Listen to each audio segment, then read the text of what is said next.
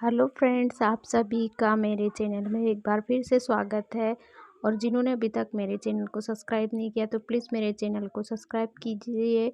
और ये अभी मेरे दोपहर का सारा काम ख़त्म होने के बाद मैं भगवान की डीप क्लीनिंग में लगी हूँ।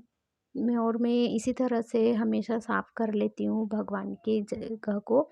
तो मेरे पास मंदिर नहीं है, जिस छोटी सी जगह में मैं अपने भगवान जी का सामान रखती हूँ, मतलब भगवान जी की पूजा करती हूँ इसी जगह में।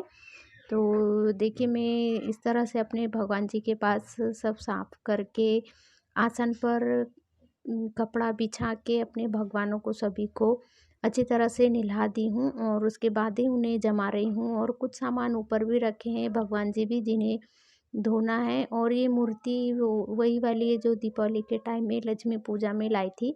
और ये चुनरी भी तो मैं माता रानी को इस तरह से उड़ाकर बिठाल देती हूँ।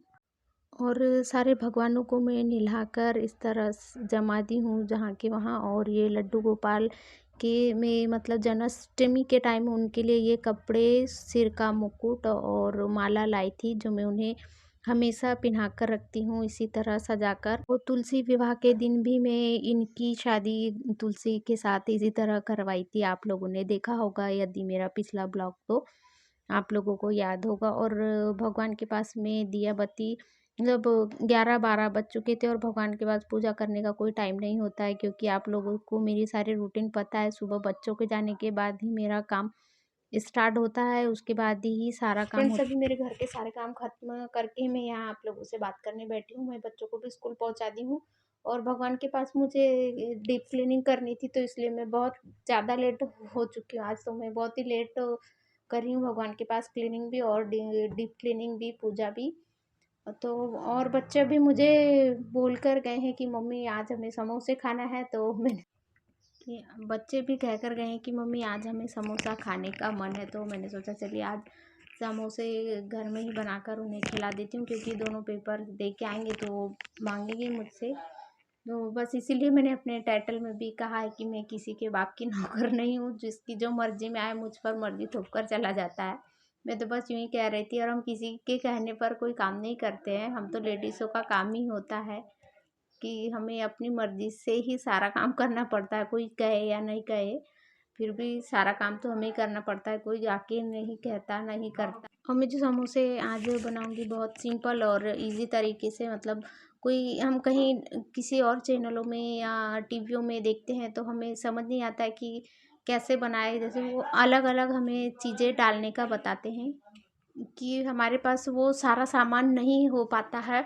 हम सोचते हैं कि अब ये सामान कहाँ से लाए और दुकान कौन जाए अभी लेने, या हमारे बजट में कभी किसी के नहीं होता है। तो बस मैं वही सब कुछ सोच कर मैं जैसे बनाती हूँ उसी तरह से आपको बताती हूँ कि घर में की सिर्फ 2 या 3 चीज़ों से ही समोसा कैसे बनाते हैं।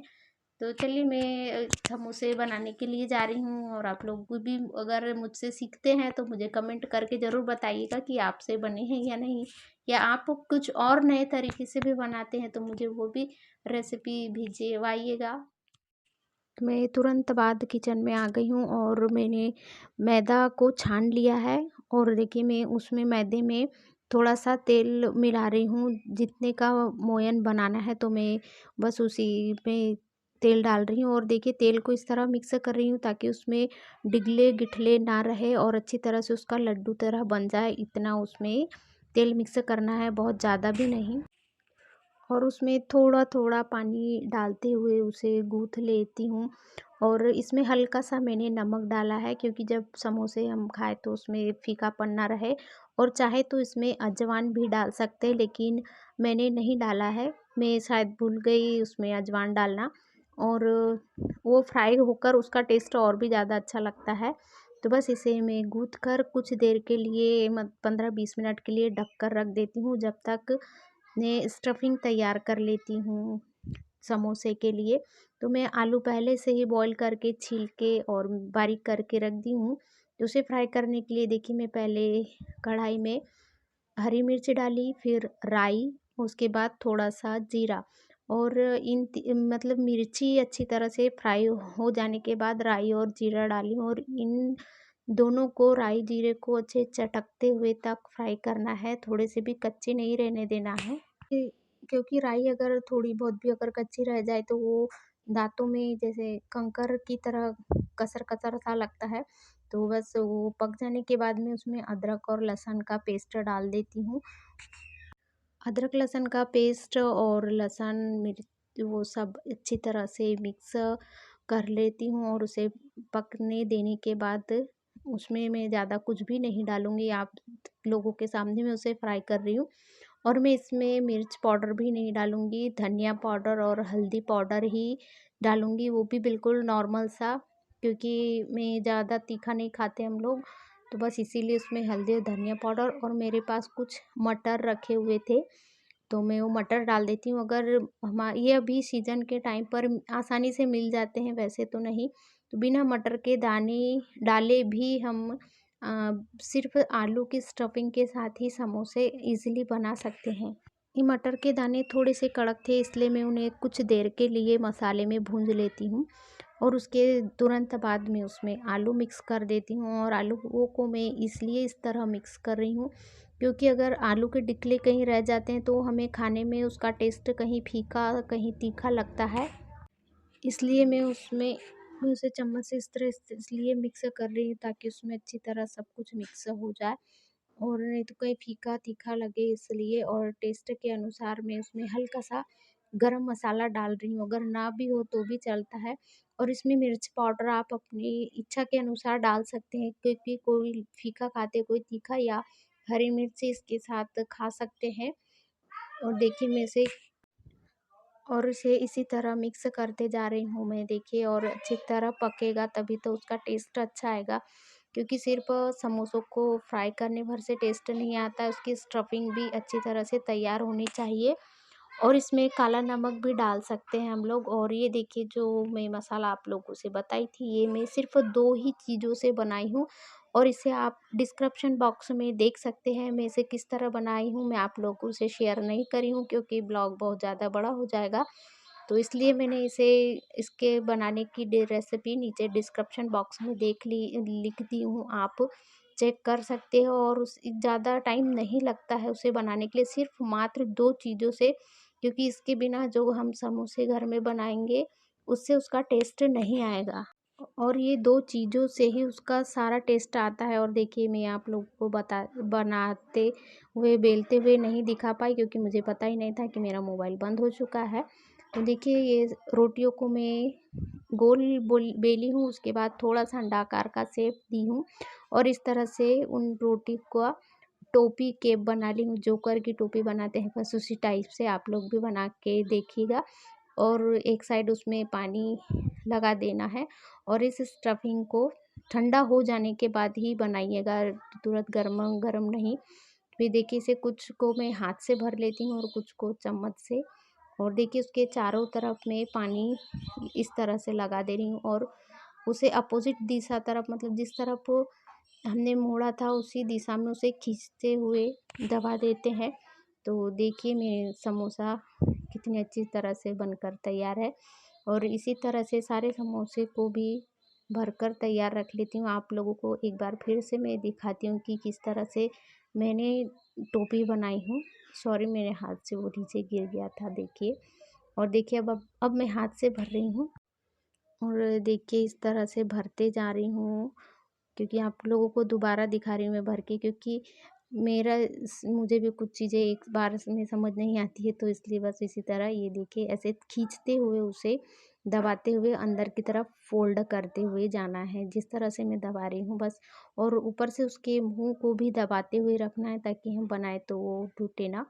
और देखिए अब मैं किस तरह से रोटी बेली थी आप लोगों को दिखा रही हूँ, क्योंकि पहले टाइम मुझसे मोबाइल बंद हो गया था तो मैंने ध्यान ही नहीं दिया। तो देखिए ये मैदे को इस तरह से मैं पहले गोल बेली हूँ, फिर इसी तरह अंडा आकार का शेप दिया है। और अंडा आकार का शेप देने के बाद देखिए जब उसे बहुत पतला भी नहीं बेलना है, और फिर चाकू से काट लिया और फिर उसी तरह से जोकर की टोपी बना लेना है जिस तरह से मैंने बनाई हूँ। और उसकी चोंच को ऊपर से अच्छी तरह से दबा देना है, क्योंकि वो अगर खुल जाएगी तो पूरा स्टफिंग हमारी कढ़ाई में बगर जाएगा। मैं इन सभी समोसों को उसी तरह भरूँगी जैसे मैं फर्स्ट बार आप लोगों को बताई थी।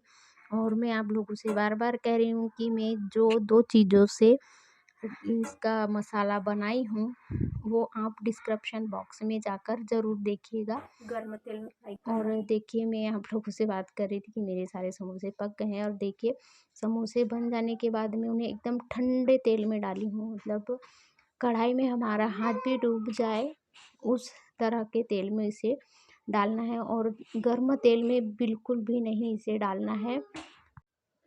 अगर इसे गर्म तेल में डालेंगे तो हमारे सारे समोसे कच्चे रह जाते हैं। इसे बिल्कुल जिस इतना ठंडे तेल में डालना है जितने में हमारी उँगली भी डूब जाए और ठंड उसी में ये बहुत अच्छे बनेंगे। और देखिए मैं फ्राई करके निकाल भी रही हूँ और देखिए मेरे सारे समोसे मतलब गिर नहीं रहे हैं, एकदम खींचे-खींचे से बना उससे मोड़ा था मैंने, तो देखिए सारे समोसे बैठे से है, गिर नहीं रहे हैं।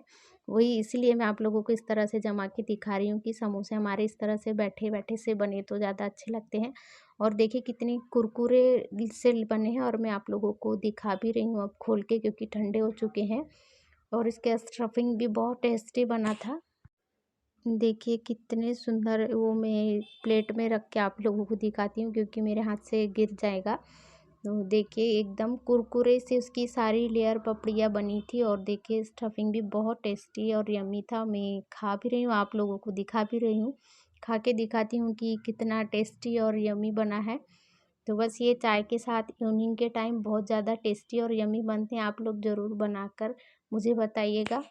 और देखिए मैं आप लोगों से बोली ही थी कि बच्चे आ जाएंगे, तो उन लोग आए तो सबसे पहले समोसा खाए और उसके बाद दोनों को शाम का चाय का टाइम हो चुका था, तो बस उन्हें चाय दी और मैं एक समोसा अपने लिए लेकर बैठी और अपने लिए चाय।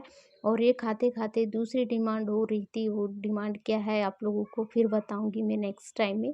तो देखिए कैसे सब काम नहीं होने की वजह से तो बोले मम्मी अब हमें समोसा नहीं, अब दूसरे टाइम में हमें पिज़्ज़ा चाहिए। तो मैंने बोला वो मैं नहीं बना के दूँगी आज। हर बच्चों की यही प्रॉब्लम रहती है ना, एक डिमांड ख़त्म होती है तो दूसरी चालू हो ही जाती है कुछ ना कुछ। तो बस और वही डिसीज़न लेते दोनों भाई-बहन बैठे थे और मुझे बोल भी रहे थे कि क्या खाना है क्या नहीं। देखिए मेरे भइयों को और मेरी बेटी तो बेचारी चुपचाप बैठे ही रहती है। इसका ब्लॉग भी मैं यहीं एंड करती हूँ। अगर आप लोगों को मेरा पसंद आया आज का ब्लॉग तो प्लीज़ मेरे चैनल को सब्सक्राइब कीजिएगा। लाइक और शेयर करना ना भूलिए।